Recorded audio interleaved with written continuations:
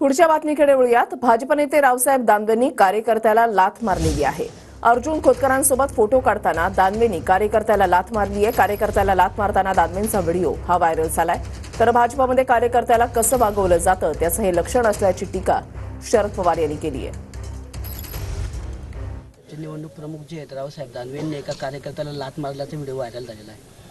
असायच्या पक्षामध्ये सहकार्यांना कसं वागवलेलं असतं त्याचं लक्षण आहे। यापेक्षा काय सांगायचं। ये पार्टी के नेताओं को पूछो, ये आपकी पार्टी की संस्कृति है क्या? आप उनकर जाकर पूछिए, आप एकनाथ शिंदे को पूछिए। हाँ, बघा रावसाहेब दानवे यांच्याविषयी आता किती वेळा आम्ही याच्यावरती बोलायचं।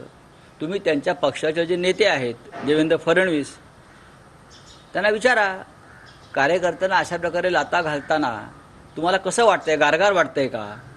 तुमच्या पक्षात कार्यकर्त्यांची काय भूमिका आहे, काय स्थान आहे हे दिसतंय। चलो, प्रत्येकाने सत्ताधारी पक्षांचा पण नेत्यांचाही आदर ठेवला पाहिजे, विरोधी पक्षांच्या नेत्यांचाही आदर ठेवला पाहिजे, सगळ्यांना रिस्पेक्ट दिला पाहिजे।